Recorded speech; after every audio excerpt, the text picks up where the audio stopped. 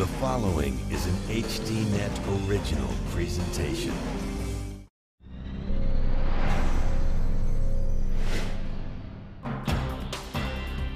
Tonight, gas pains. The price at the pump is being pushed to record highs. Some say with a lot of help from Wall Street. There's an enormous amount of money going into these markets from investment pools, large institutional investors, that has transformed these markets to a sort of full-fledged casino. Also, ready or not, here they come. The era of the electric car is here, with a jump start from Uncle Sam. The federal government in programs like this are accomplishing two goals. A strategic goal of getting off of oil and also accomplishing a secondary goal, which is to get people to work. And the most valuable horn of Africa, rhinos, slaughtered because of a medical myth. Poaching has become such a slick operation that they can literally be in and out of a property in under 10 or 15 minutes. We'll bring you the news tonight on Dan Rather Reports.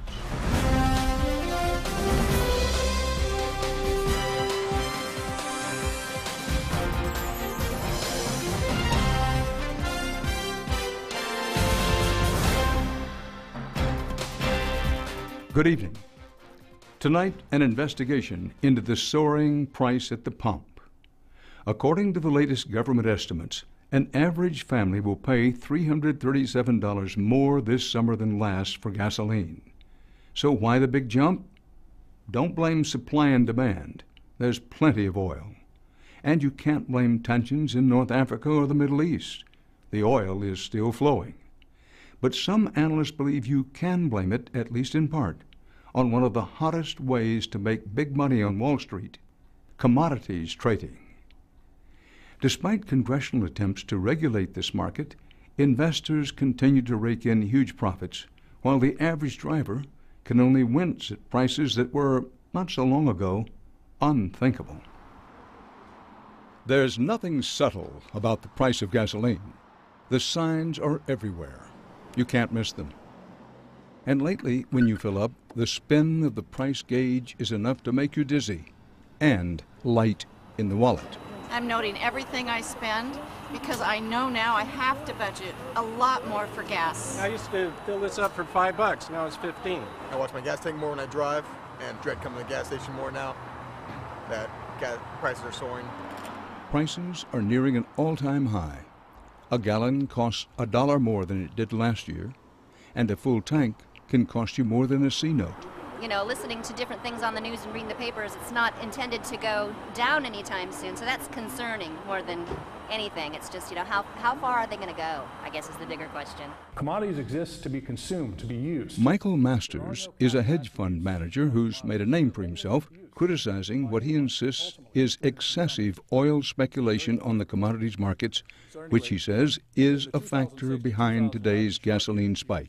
I'm no economist, but I thought, and I think a lot of people think, that the market is driven by supply and demand.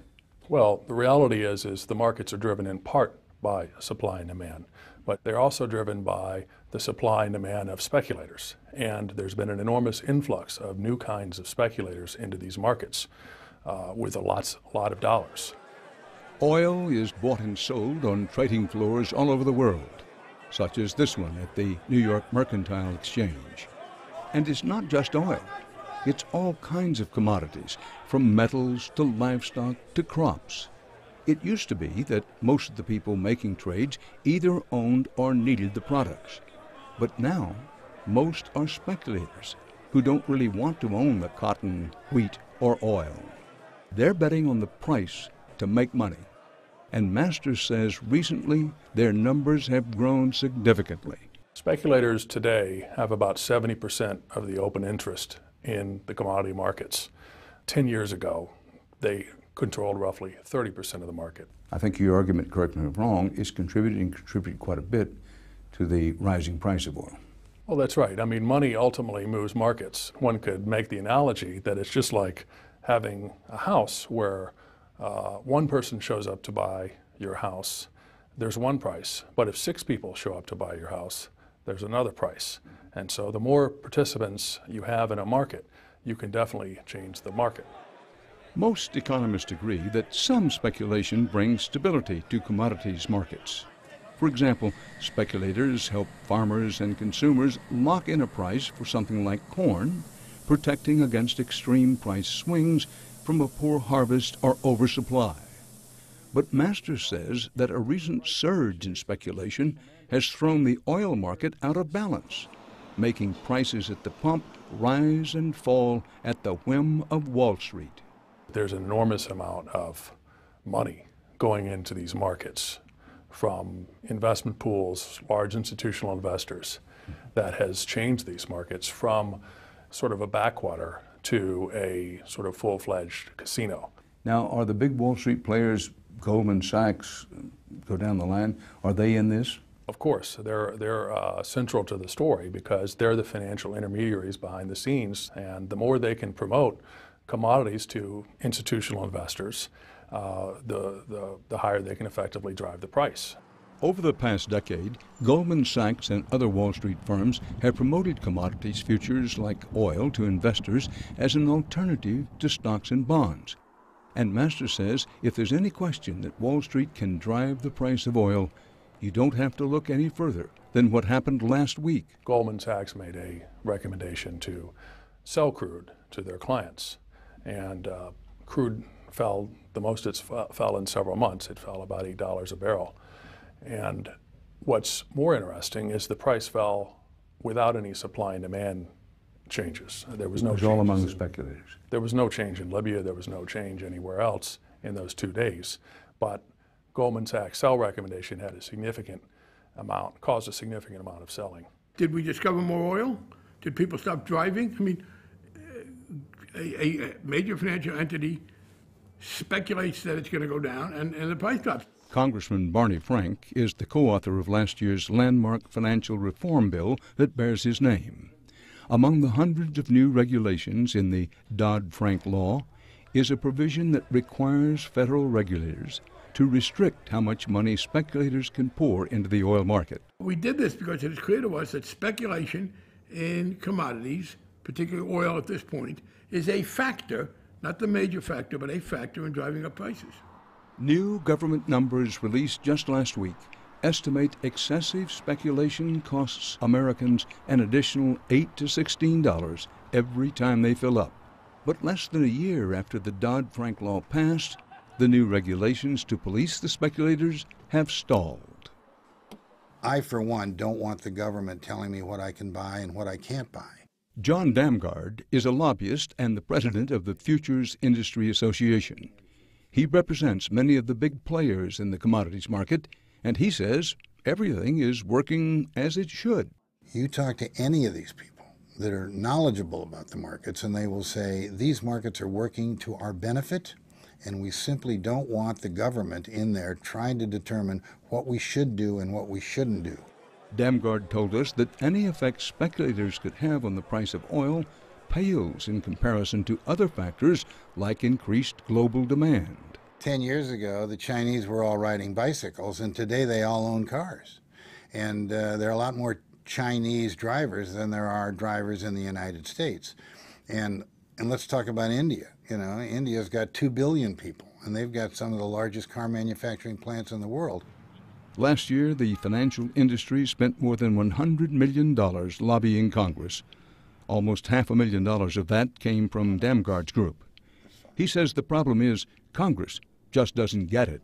Quite honestly, you will not find market experts running for office. The people that really understand the way these markets work, frankly, are not congressmen and senators. And yes, the congressmen and senators are constantly hearing from the people who believe that they're being disadvantaged by high prices.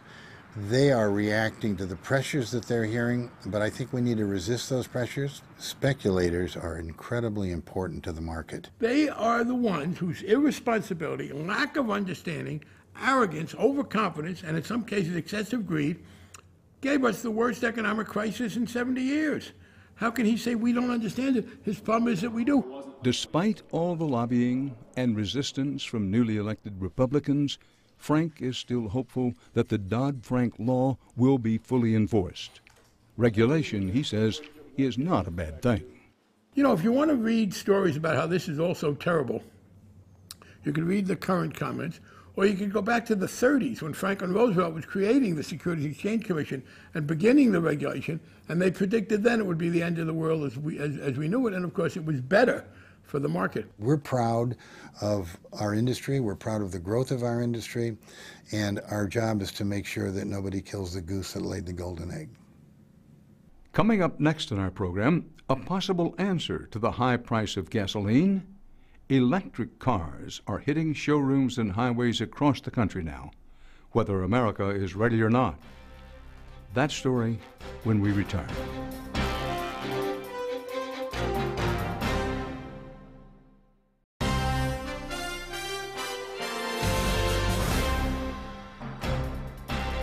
Welcome back.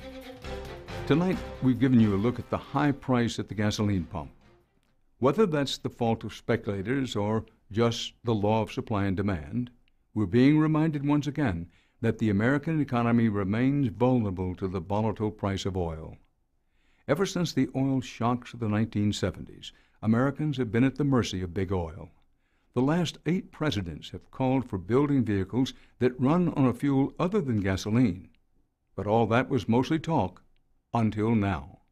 For the first time, cars are actually popping up in showrooms across the country that could free Americans from the grip of gasoline. There are many who say electric vehicles are the answer to our dependence on foreign oil and global warming. But are we, as consumers and as a country, ready? Modern America was built around the automobile. It's how most of us go to work. It takes us to the store and to the movies, to school and soccer practices. It's been more than 100 years since the Model T took the automobile mainstream and launched America into a love affair that is still going strong. There are 4 million miles of roads in the United States, and each of us drives an average of 13,000 miles a year, the equivalent of driving cross-country 4 times.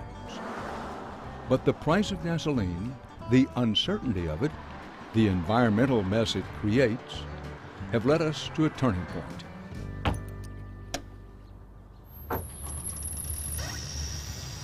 Ready or not, a revolution is coming down the pike. Down in that sea of gas guzzlers are a few pioneers. Drivers like Mindy Campbell are making a small contribution in a very small car. When people look at me on the highway, it's kind of fun and people wave at me and I wave back. She's behind the wheel of a car that is all electric. I have not had to change my daily routine almost at all. I've actually saved a little bit of time because I don't make that weekly trip to the gas station, and it's been wonderful. Mindy Campbell is the country's first owner of an electric smart car, a division of Mercedes-Benz. The smart car is part of a class of new vehicles powered not at a pump, but by a plug. So you ready for the Pinewood Derby? Yeah.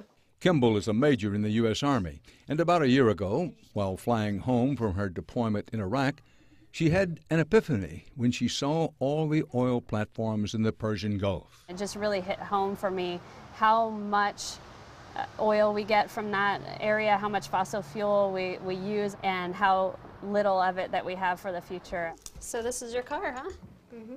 You're all set. Kimball decided that as soon as she returned to the U.S., she would put her name on waiting lists at all the electric car dealerships near her home in suburban Washington, D.C. You want to give me a high five? I saw that it had a lithium-ion battery.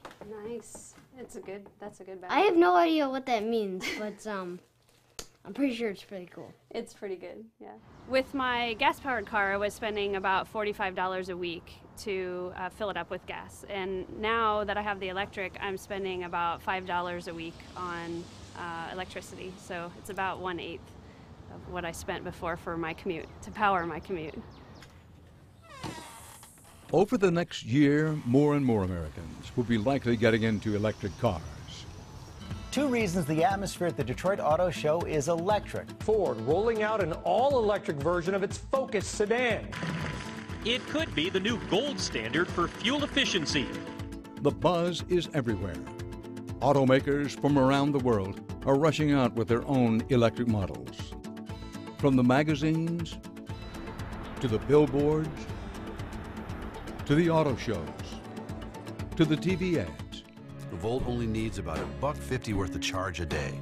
It seems like the age of the electric vehicle may finally be here. We ready to roll? We're good. All right, here we go. Mark Duvall is taking us for a test drive in his new Chevy Volt. Normally you get about 30 to 40 miles out of the battery every day, or with every charge.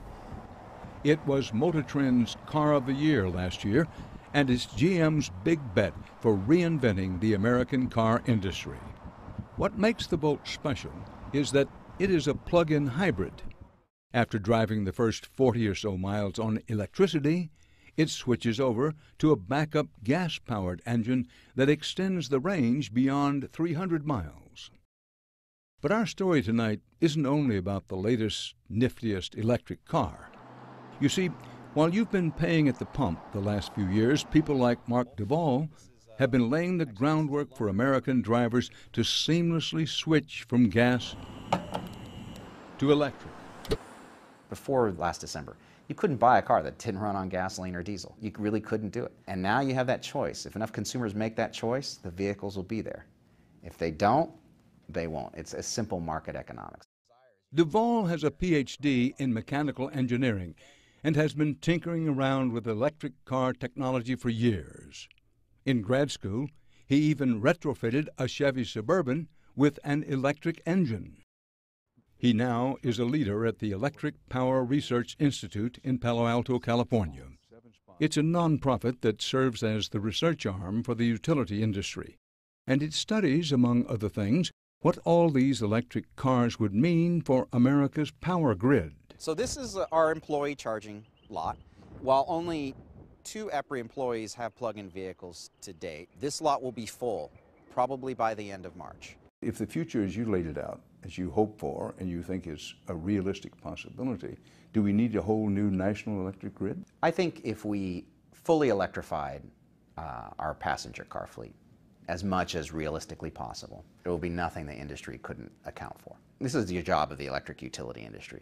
When we electrified kitchen appliances like stoves and other things, they had to adapt to that. When residential air conditioning came out, they had to adapt to that.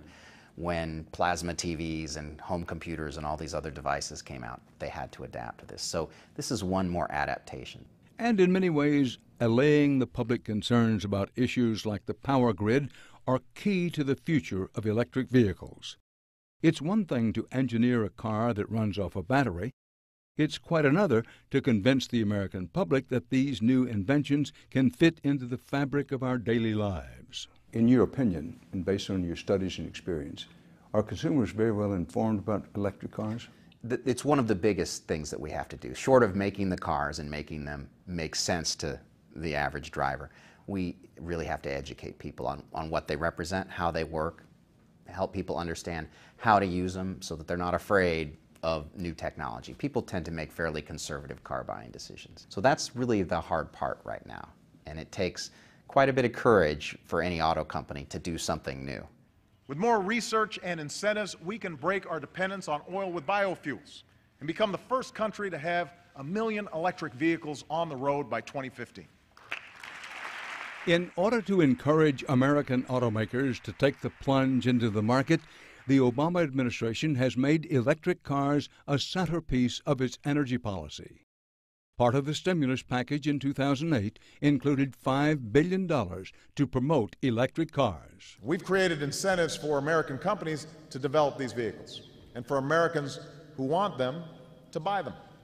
So my car has been charging while I work today, plugged it in at 8. Richard Lowenthal is one of many who have benefited from the stimulus money for electric cars. He got a $15 million grant to grow his fledgling battery charging business, and he thinks these investments are paying off. The federal government in programs like this are accomplishing 2 goals. A strategic goal of getting off of oil, and they're also accomplishing a secondary goal, which is to get people to work. Lowenthal is the founder of Coulomb Technologies, a California company that manufactures charging stations. There was a time when we feared a chicken and egg problem, where people would be concerned about buying these vehicles because there was no place to charge. So Lowenthal is taking on that challenge. He now employs over 100 people who are busy designing and improving what could soon be your next fuel pump. You can plug electric cars into your home outlet, but a full charge will take up to 10 hours. Install one of these 220-volt charging stations, and that time is cut in half. Or you can top off your tank, as a manner of speaking, at a public charging station. We got the final station somewhere. And what makes Coulomb's charging stations unique is that every one of them is connected to a cellular network. This will connect to an account that has a credit card attached to it, and it debits from my credit card when I charge my vehicle. Customers can simply swipe a special passkey or credit card to pay for their fuel, just like a modern-day gasoline station. There are signs across the country that Lowenthal's technology is taking off. From the Big Apple to San Francisco to this Buffalo Wild Wings restaurant in Florida. Here at Buffalo Wild Wings, our guests come in for usually for sporting events that last a few hours, and it's a good opportunity to charge up their car. Can you envision the time when we have as many electric car charging stations as we have gasoline stations? Well, that'll happen actually probably a lot quicker than we think. Yeah, that could happen in the next 5 to 10 years. But even if Americans are sold on switching to electric cars that quickly, supporters of the American electric car industry worry that other countries are already ahead of us. Take lithium-ion batteries, the heart of today's electric cars. 95% of them are currently produced in Japan, Korea, and China. That's right, 95%. But the Obama administration has spent billions of tax dollars trying to ensure that the cars of the future would be fueled by technology made in the USA. And the White House is sending out high-level officials like Energy Secretary Stephen Chu to underscore that charge. Under no circumstances should the United States cede manufacturing, especially high-tech manufacturing, to any other country in the world. And thanks to stimulus funds, some of those Asian manufacturing jobs are now starting to return to American shores, even to the state whose economy was powered for so long by the internal combustion engine. We've hired over 500 people in Michigan to date to support this build-out. We'll be around 1,000 people by the end of the year, and we'll have several thousand in place over the next couple of years. So, Jason Forcier is a vice president at A123, an American battery company with a factory in Livonia, Michigan. Here they produce lithium-ion batteries for many electric vehicles that are just beginning to appear on the market, like this high-end car called the Fisker Karma. A123 previously outsourced all of its manufacturing to Asia, but a $250 million stimulus grant, along with $100 million in tax credits from the state of Michigan, made it cost-effective to open up shop here. And Forcier says it's fitting because the technology pioneered in the United States is now finally benefiting American workers. you saw the start of a typical cycle. The technology was developed here in the U.S. Our technology was developed at MIT, like a lot of technology is developed. And it was then scaled up in Asia from a manufacturing perspective because it's cheaper to do manufacturing there. I think the positive thing that the U.S. did is they recognized this shift was happening, and they stepped in to help promote the battery industry in the United States. Even in the politically charged atmosphere of Washington, D.C., electric cars enjoy bipartisan support. But some question whether all this investment of tax dollars is money well spent if the goal is to rebuild the U.S. economy. I think it's misguided to think that this will be a net job creator because you'll be trying to put people in more expensive cars. Dr. Margot Thorning is chief economist at the American Council for Capital Formation, a conservative think tank in Washington. She's been studying the budding electric car industry for years, and she thinks that expensive electric cars do not make good business sense. The average gasoline-powered car sells for $22,000. The average electric vehicle is $33,000 to around $45,000. I think gasoline prices would have to be much higher before people will, be willing to make that kind of investment. The Obama administration disagrees. It believes that with some financial support, drivers will be willing to park their gas-powered cars for good. So the government is offering the first 200,000 electric car buyers a $7,500 tax credit. Thorning thinks this is a bad bet. Once consumers understand the very short range of these cars and the fact that they're costing between 30 to 50% more than a gasoline-powered car, I think the consumer sentiment for these cars may fade. Well, are you not suggesting that as taxpayers we haven't gotten our money's worth? That's exactly my point. When Congress is struggling to reduce the federal deficit, when you realize that the federal government has spent $35 billion of our taxpayer dollars since 2007 on this enterprise, that seems to me a clear case where we might be able to cut back without reducing welfare. And she says that the impact electric cars will have on the environment is overhyped. After all, she says, you have to get electricity from somewhere. Half of all U.S. electricity is generated by coal-fired plants. So if everyone's going home at night and plugging in an electric vehicle, we're going to be using more coal and adding to CO2 and other pollutants in the atmosphere. So it's probably not a net plus. It probably would not overall reduce greenhouse gas emissions. Environmentally, true or untrue, the electric car is better than the gasoline combustion engine. We've done extensive research in this area, and we believe that the net effect is almost overwhelmingly positive in favor of electric vehicles. And Mark Duvall says he has the data to prove it. In 2007, his organization joined with the National Resources Defense Council to study the environmental effects of electric cars. They found that even if coal is the electricity source, greenhouse gas emissions from electric vehicles are up to 34% lower than from conventional cars. But the environment is only one of many factors driving global investment in electric vehicles. While America is just getting behind the wheel, other countries are already hitting the gas. China is building an entire electric vehicle industry. Europe is very gung-ho on the electric vehicle industry. South America has some of the most successful alternative fuel programs in the world to date. And Brazil, for example. Yes, exactly. And they're getting very interested in electric vehicles. And Duvall says that the global competition to dominate this lucrative market is only heating up. We just completed one very long race, which was to develop technology suitable to put into the hands of the everyday consumer.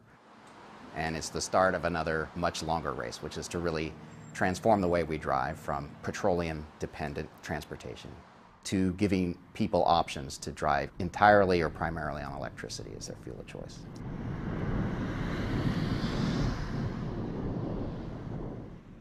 As we in the United States take our first steps towards electrifying our auto industry, the rest of the world is rushing ahead. The European Commission recently announced there will be no gasoline-powered cars allowed in European cities, none, after 2050.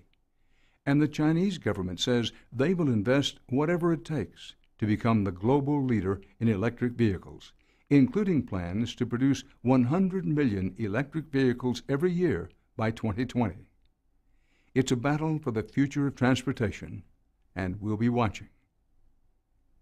When we come back, we take you to Africa and an investigation into the slaughter of animals based on an internet rumor halfway around the globe. That story after these messages.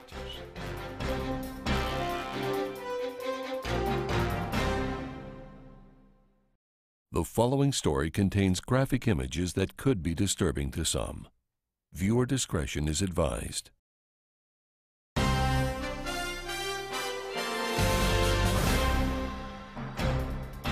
And now the story of an animal that's being slaughtered all because of a myth.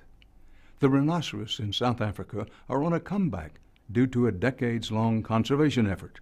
But the fragile rebound is in jeopardy. The rhino's distinctive horns are rumored to be a miracle medicine. Come along to the wilds of the African plains, where it's an all-out war to save a species.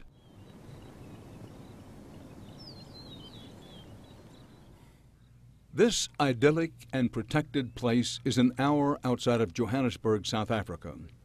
And then you're going to leave the calves with them for a while? It's an animal reserve owned by Lorinda Hearn and her father Ed. 25 years ago, he turned the property into a sanctuary where his children and tourists could get close up with some of the most remarkable creatures on Earth. There are hundreds of animals here, but it's Lorinda's small herd of rhinos that hold a special place in her heart. These beasts, which can weigh up to 3 tons, are a leftover from prehistoric times. With a thick, armor-like skin and impressive horns, they look indestructible. But Hearn says they are one of the most vulnerable creatures in Africa today. Buma is much more scared to come to humans. He associated humans with what had happened to his mother, and he had a terrible fear. For the past 2 years, Lorinda has been hand-rearing 2 orphaned baby rhinos. They were brought to Hearn's reserve when their mothers were slain by poachers.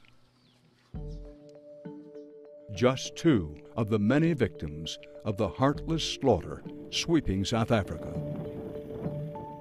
Rhinos butchered for their horns. The sad thing with the current poaching situation is that now, with the crazy prices that horns are selling for, a rhino is unfortunately worth more dead than it is alive. So that's why it happens, greed. A rhino horn is worth hundreds of thousands of dollars on the black market, and that is driving people to do the unthinkable. Steal the horns right off the heads of these endangered rhinos. We had a poaching incident on the reserve in May 2010.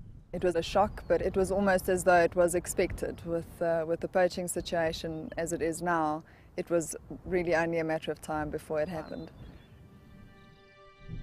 In the middle of the night on the Hearn farm, a team of poachers drugged a 40-year-old gentle rhinoceros with a large horn named Queenstown and her calf. It's likely that they shot the calf first because the rhino mother will never leave her calf, and then went for the mother. They hack the horn from underneath the flesh, they hack it out completely so that they get the entire base of it, and then that animal is left to bleed to death and die on its own, hours later, however long it takes. This is the industry of poaching. Queenstown and her baby were not the only victims last year. 333 endangered rhinos were killed in South Africa. That's 4 times the number of rhino poached in 2008. For decades, rhino horn poaching has been a chronic but low-level crime in Africa, fueled mostly by demand from Asia, where it is believed to lower fever. But Hearn says poaching now has evolved into an illegal racket. Poaching has changed, I think, from being a localized problem where maybe one person would go in on foot with a rifle, they would take out one rhino and they would go. It's become much more organized, and it's such a slick operation that they can literally be in and out of a property in under 10 or 15 minutes. And just days later, the horns are smuggled halfway around the world, where rhino horns are seen as the gift of life.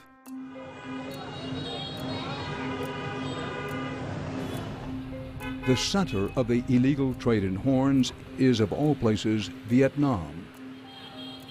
Here on the streets of Hanoi, the rhino horn has taken on a mystical quality. It's called a miracle medicine. An average-size horn of about 10 pounds has a street value in Vietnam of $285,000. The high price is a result of a new and dubious story that rhino horn can do much more than break a fever. We've seen a resurgent demand for rhino horn in Vietnam, and it seems to be driven by new uses for rhino horn. That is to say, it's being marketed as a cure for life-threatening cancer. Tom Milligan is the Southern Africa Director for Traffic, a part of the World Wildlife Fund organization that works closely with governments to monitor their endangered species. Milligan travels around the world searching for contraband products, including rhino horn. He says the increasing demand is all based on a myth. There is a story in Vietnam, it's widely told, that a former prime minister was dying of liver cancer. He took rhino horn and was cured. Now, we are trying to put a face and a name to the story. No matter where we query, government, individuals, we're not able to get to the bottom of it. But on another level, this story is everywhere. We wanted to see for ourselves how hard it is to buy rhino horn. We went to this traditional medicine shop in an alley in Hanoi. We asked the pharmacist if he knew where we could find rhino horn. Có sừng tê giác nhưng mà bốc thuốc vào thì chưa bốc, tức là có. Muốn xem thì tôi lấy cho xem. To our surprise, he opened a cabinet where he had locked away a rhino horn. Thì chẻ ra, xong rồi về cho họ mài uống. Sừng tê giác là một loại thuốc quý hiếm, thường xuyên thì cũng dùng tới, và chỉ có những người nào nhiều tiền thì mới dùng được thôi. The pharmacist told us he sells an ounce of horn for about $500. In the traditional literature going back centuries in Asia, rhino horn was used to reduce fever.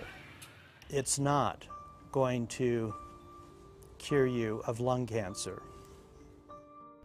Rhinos used to live in large numbers in Southeast Asia, but they've been hunted to extinction in Vietnam, so a new source had to be found. And about the same time the cancer myth began circulating in Vietnam, some very unlikely sport hunters started turning up in South Africa, Vietnamese. Some of these new hunters seemed unfamiliar with rifles and needed help to hold their guns, but they were paying hundreds of thousands of dollars to shoot a rhino. Milligan says the hunters were not interested in the hunting experience. They were after the trophy prize, the horns. But few of these horns were destined for the trophy cases. They were all going into illegal trade. They were being brought into Vietnam without being declared. You know, probably within a few hours it's on the internet for sale, or it's going through some channel. And the smuggling reached to the highest levels. Government employees were caught red-handed. This video, taken by a news crew, shows a Vietnamese embassy staffer in Pretoria, South Africa, buying rhino horn out of the trunk of a car right in front of the embassy.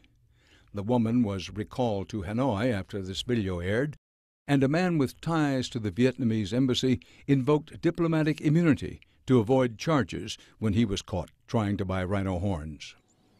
When Milligan alerted the South African government to how the Vietnamese were abusing their hunting industry, the South Africans quickly issued new restrictions limiting the number of rhino hunts.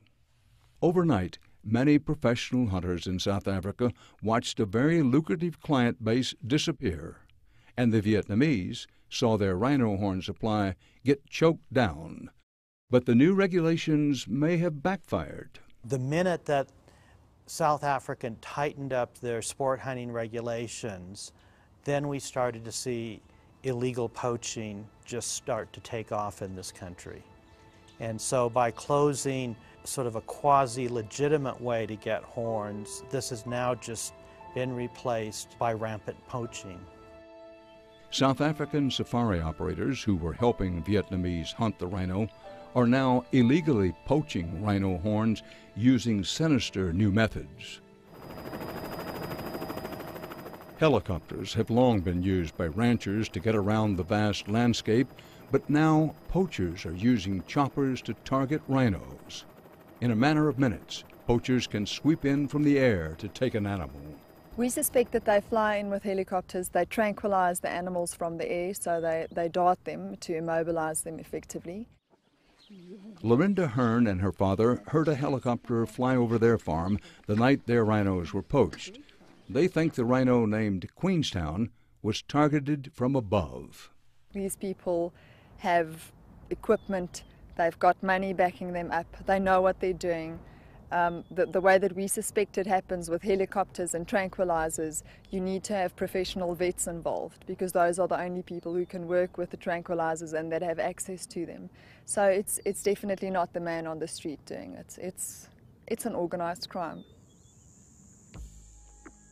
These new poaching methods are making it very hard to catch the poachers in the act. In some cases, suspected poachers have taped over the tail numbers to make it difficult to trace the helicopter. But in 2010, law enforcement had a big breakthrough. In September, 13 South Africans were arrested for suspected involvement in a rhino horn syndicate. They included Dawie Grunewald, a prosperous safari operator and international businessman, his wife, and several professional hunters and veterinarians. Lorinda Hearn thinks Grunewald may have had something to do with the death of her rhinos. She recognized his face in news reports. Some of the names mentioned and the faces that we saw were familiar to us. So we believe that it was people who had come, visited the reserve under the guise of being normal tourists, and had actually scoped out which animals they had wanted to poach. There are about 400 farmers like Lorinda Hearn raising and selling rhino in South Africa for the tourist and hunting trades, and their business is collapsing. No one wants to risk buying an animal with a target on its back. Live rhinos are worth 60% less now than just a few years ago. So some rhino owners are using desperate and controversial methods to keep the poachers away. You can cut a rhino's horn every 2 or 3 years. It's like your nails. You cut it off, it grows again. John Hume is one of the largest rhino owners in South Africa. He has hundreds of rhino on farms scattered across the country. He thinks he's found a solution to stop the rhino horn poaching by beating the poachers to the prize. It is relatively harmless. For me, it is worth dehorning the rhino because it's a deterrent to the poacher. It may be harmless, but it is anything but simple. A full team is mobilized to dehorn each rhino. It's a new dart, eh?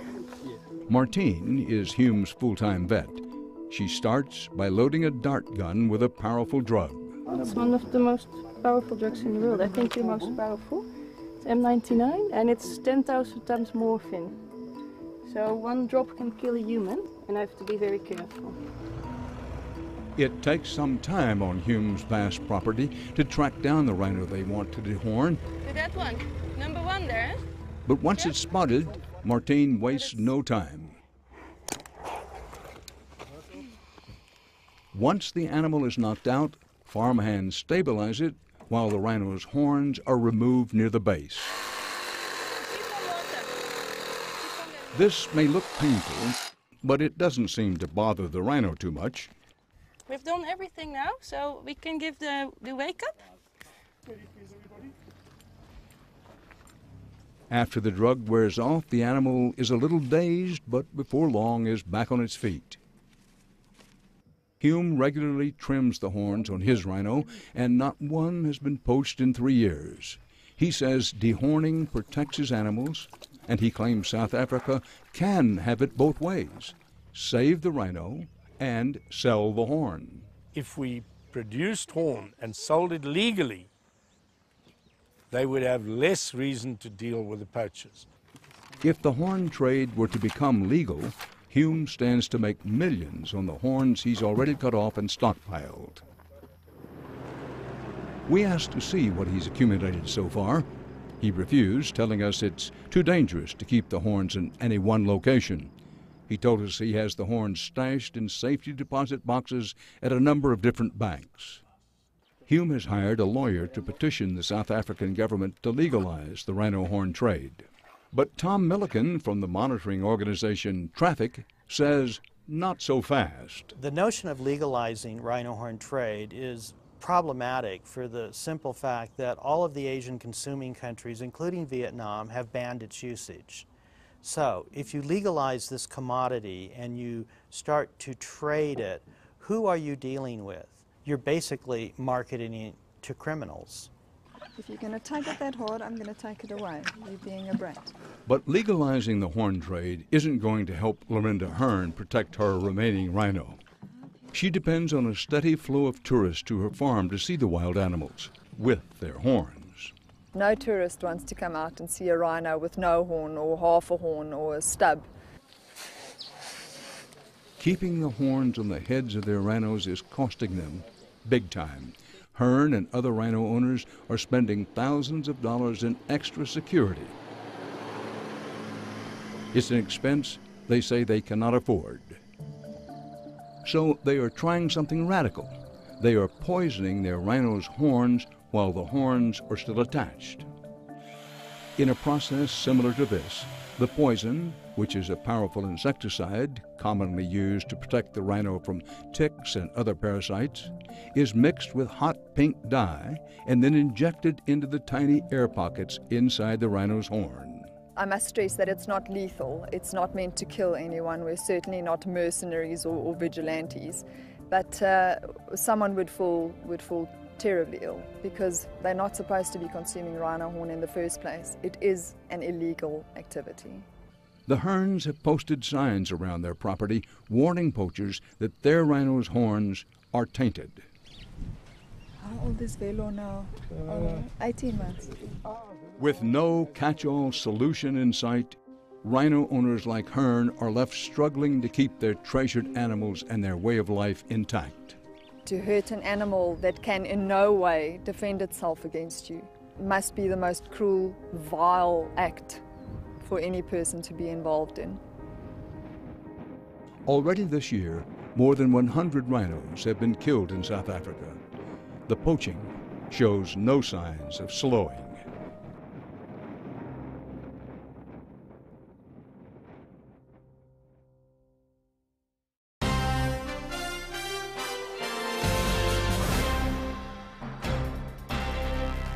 Finally tonight, an update on one of our past reports. Last year, we investigated a method of drilling for natural gas known as hydraulic fracturing, or fracking.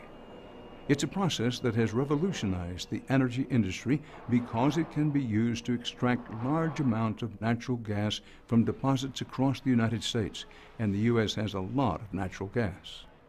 For years, environmentalists have questioned the safety of such drilling on our water supply. The gas industry has responded that there is no reason to worry. Well, a recent congressional report suggests that some in the fracking business have been using chemicals that are harmful to humans, including diesel fuel, which contains ingredients known to cause cancer. Some energy companies have released a list of chemicals they're using, but disclosure remains voluntary. In the meantime, the Environmental Protection Agency is conducting a national study about the risks of these chemicals to drinking water. Research results from the study are expected to be released in 2014. And that's our program for tonight. From New York, for HDNet, Dan Rather reporting. Good night.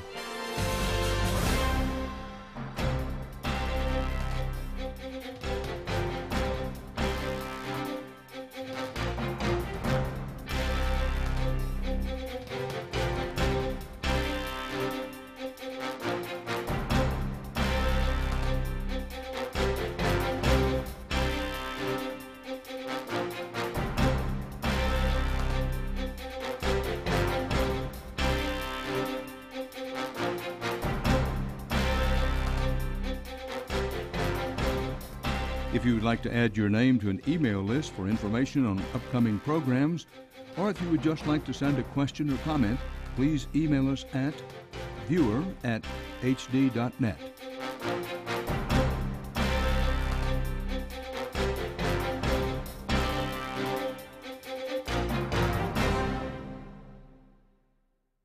It's all kinds of commodities, from metals to livestock to crops. It used to be that most of the people making trades either owned or needed the products. But now, most are speculators who don't really want to own the cotton, wheat, or oil. They're betting on the price to make money. And Masters says recently their numbers have grown significantly. Speculators today have about 70% of the open interest in the commodity markets. 10 years ago, they controlled roughly 30% of the market. I think your argument, correct me if I'm wrong, is contributing quite a bit to the rising price of oil. Well, that's right. I mean, money ultimately moves markets. One could make the analogy that it's just like having a house where one person shows up to buy your house, there's one price. But if 6 people show up to buy your house, there's another price. And so the more participants you have in a market, you can definitely change the market. Most economists agree that some speculation brings stability to commodities markets. For example, speculators help farmers and consumers lock in a price for something like corn, protecting against extreme price swings from a poor harvest or oversupply. But Masters says that a recent surge... I'm noting everything I spend because I know now I have to budget a lot more for gas. I used to fill this up for $5, now it's 15. I watch my gas tank more when I drive and dread coming to the gas station more now that gas prices are soaring. Prices are nearing an all-time high. A gallon costs $1 more than it did last year, and a full tank can cost you more than a C-note. You know, listening to different things on the news and reading the papers, it's not intended to go down anytime soon, so that's concerning more than anything. It's just, you know, how far are they going to go, I guess is the bigger question. Commodities exist to be consumed, to be used. Michael Masters is a hedge fund manager who's made a name for himself, criticizing what he insists is excessive oil speculation on the commodities markets, which he says is a factor behind today's gasoline spike. I'm no economist, but I thought, and I think a lot of people think, that the market is driven by supply and demand. Well, the reality is the markets are driven in part by supply and demand, but they're also driven by the supply and demand of speculators. And there's been an enormous influx of new kinds of speculators into these markets with a lot of dollars. Oil is bought and sold on trading floors all over the world, such as this one at the New York Mercantile Exchange. And it's not just oil. Tonight, on Dan Rather Reports.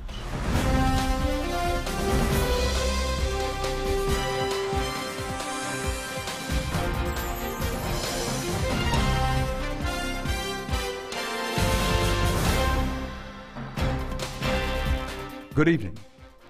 Tonight, an investigation into the soaring price at the pump. According to the latest government estimates, an average family will pay $337 more this summer than last for gasoline. So why the big jump? Don't blame supply and demand. There's plenty of oil. And you can't blame tensions in North Africa or the Middle East. The oil is still flowing. But some analysts believe you can blame it, at least in part, on one of the hottest ways to make big money on Wall Street, commodities trading. Despite congressional attempts to regulate this market, investors continue to rake in huge profits, while the average driver can only wince at prices that were, not so long ago, unthinkable. There's nothing subtle about the price of gasoline. The signs are everywhere. You can't miss them. And lately, when you fill up, the spin of the price gauge is enough to make you dizzy and light in the wallet. And speculation has thrown the oil market out of balance, making prices at the pump rise and fall at the whim of Wall Street. There's an enormous amount of money going into these markets from investment pools, large institutional investors, that has changed these markets from sort of a backwater to a sort of full-fledged casino. Now, are the big Wall Street players, Goldman Sachs, go down the line, are they in this? Of course, they're central to the story because they're the financial intermediaries behind the scenes, and the more they can promote commodities to institutional investors, the higher they can effectively drive the price. Over the past decade, Goldman Sachs and other Wall Street firms have promoted commodities futures like oil to investors as an alternative to stocks and bonds. And Masters says if there's any question that Wall Street can drive the price of oil, you don't have to look any further than what happened last week. Goldman Sachs made a recommendation to sell crude to their clients. And crude fell, the most it's fell in several months. It fell about $8 a barrel. And what's more interesting is the price fell without any supply and demand changes. There was no changes. It was all among the speculators.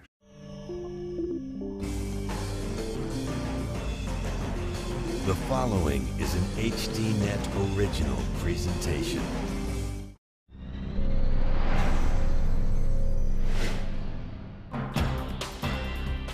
Tonight, gas pains. The price at the pump is being pushed to record highs. Some say with a lot of help from Wall Street. There's an enormous amount of money going into these markets from investment pools, large institutional investors, that has transformed these markets to a sort of full-fledged casino. Also, ready or not, here they come. The era of the electric car is here, with a jump start from Uncle Sam. The federal government in programs like this are accomplishing two goals. A strategic goal of getting off of oil and also accomplishing a secondary goal, which is to get people to work. And the most valuable horn of Africa, rhinos, slaughtered because of a medical myth. Poaching has become such a slick operation that they can literally be in and out of a property in under 10 or 15 minutes. We'll bring you the news